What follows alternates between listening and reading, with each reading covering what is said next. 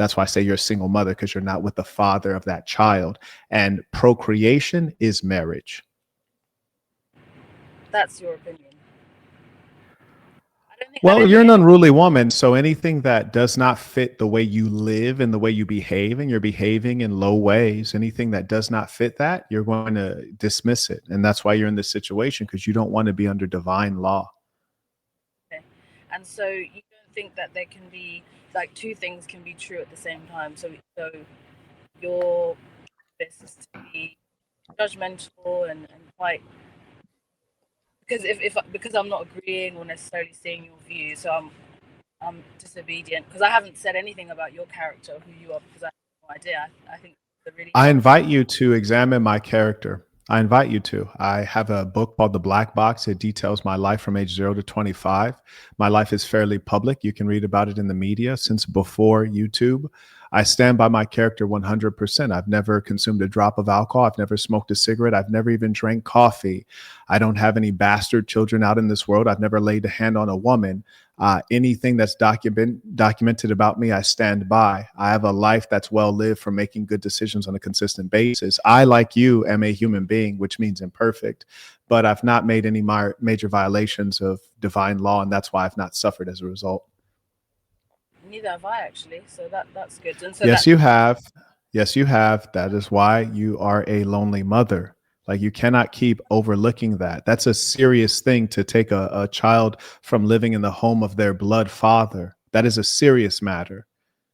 And that you can have your opinion, and I'm very happy for people to That's have not an that. opinion. That is a fact that's agreed upon the whole world over. You said that you're African. There's no African nation that believes that taking the child away from the father is an appropriate thing. What African nation is this? Please let me know. Well, I think no, let me know. Which African nation is it? Well, there isn't. Obviously, that would be stupid. But I don't think that that's the case for everybody. There are also circumstances. You don't even know if the father of my child died. You don't know the circumstances. So I feel you guys always play that game. You play that game, and it shows the lack of integrity. Has the father of your child died? No, he hasn't. I want you to repeat that. I want you to repeat that. Has the father of your child died? No, he hasn't. But everyone has. No, he hasn't. Now, what I want you to know is that just to even say such a thing only exposes the wickedness within you. It's an evil thing to even suggest that the father of your child has died. Now, let me tell you something else that's very sad, because as I said, I've seen you a million times. There was another young lady whom I had the same conversation with. And when I said the same thing to her, which is that your wicked ways have led you to bad outcomes, she says, well, you don't even know if the father of my child is alive. And then I said, is the father of your child alive? And then she said, no, he's not alive. And then I said, you're lying. Then it turns out she was lying. You're on the same path as her. That girl was an OF girl. You're not very far off, unfortunately, in terms of morality, because it's a sick thing to suggest that the father of your child is dead when he is in fact alive and well. Why would you even play like that? Well, what I'm saying is that you would meet many different people who have different circumstances. Now, are you going to ignore my question? My question is, why would you even play like that? Because I'm trying to give you a scenario of where, when you're talking about. But why not base your scenario in truth, though? The truth of your life. Why are you talking about a life that you're actually not living? I've said my circumstances, my situation, which I'm not embarrassed about, and I'm very happy to talk about it. But all I'm trying to say is that you can't judge everyone and tarnish everybody by the same brush, because people have different. You know what they are. People can have their opinion, and that's okay. But I think for me, what's unsettling and uncomfortable is that, the kind of very strong judgment or. That's because you're in error. People who are making mistakes, they don't want their mistakes to be pointed out. For example, if you say, Marquette, would you mind living in a society that prohibits all forms of filth? It prohibits sexual deviance. It prohibits excess consumption of sugar. It prohibits alcoholism. It prohibits drug abuse. It prohibits all of these bad things. I'd say no, because I wouldn't have to change a thing. With you, if we say, would you like to live in a society where we remove all of the filthy behaviors? You would not want to be in that society because you engage in those filthy behaviors. The reason you say that, oh, you're so judgmental, it's because you have error. You have committed error. And when you are judged, you will suffer from the judgment. You're trying to avoid consequences. That's all that is. Instead of doing the honorable thing and saying, I have committed a mistake. let me correct it, or let me at least concede that it is in fact a mistake.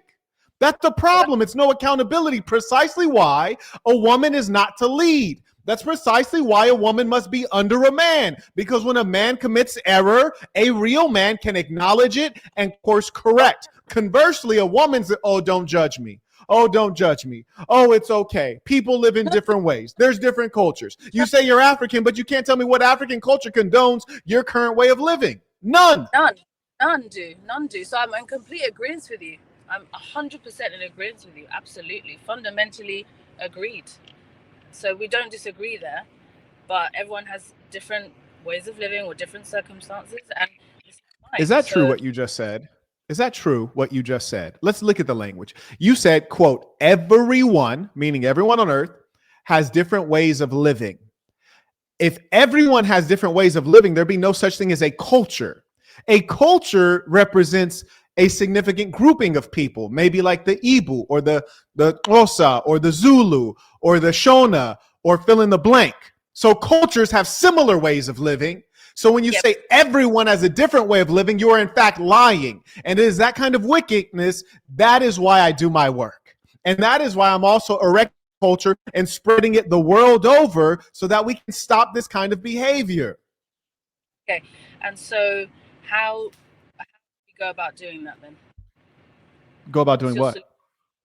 Solution of everybody not committing, living lives that they shouldn't be living, or not following the right culture, or because everybody. Thank you for that question. Yeah, I'm very interested to hear your I don't want to interrupt you, please. My apologies.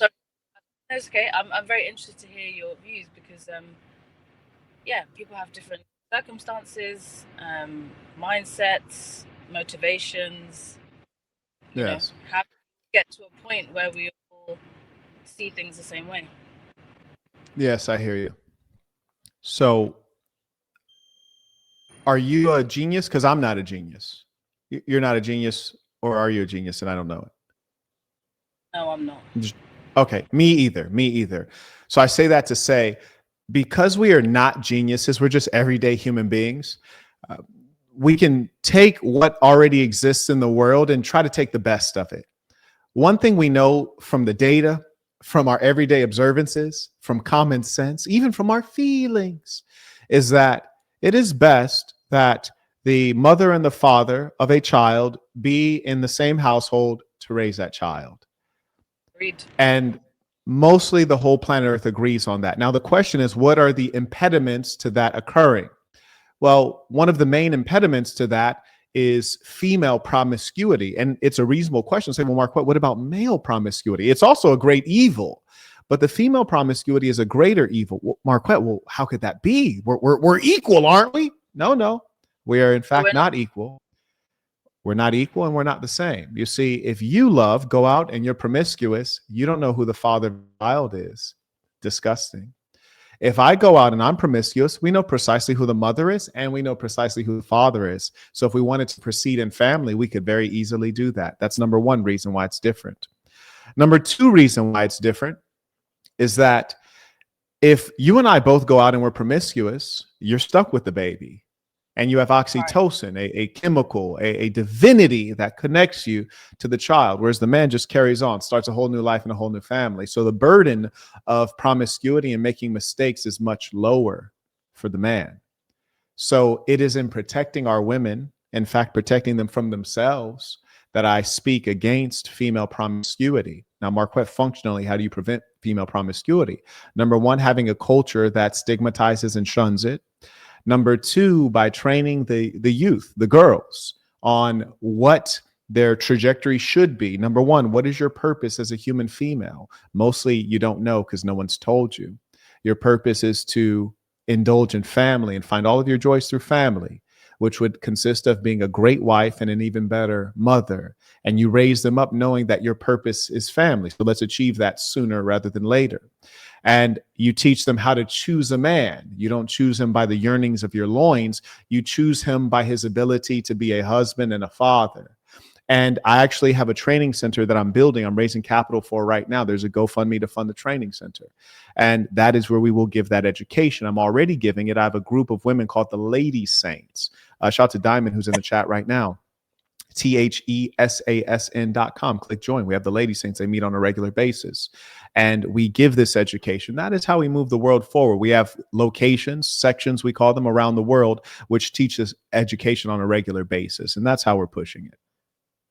That sounds great. But I'd like to touch on that sounds great, but tell me more about that phraseology. Yes, of course. I'm very happy to. So obviously, to have a healthy relationship, to raise a child in a healthy home, for also women to thrive, for men to thrive, it takes, in my view, it would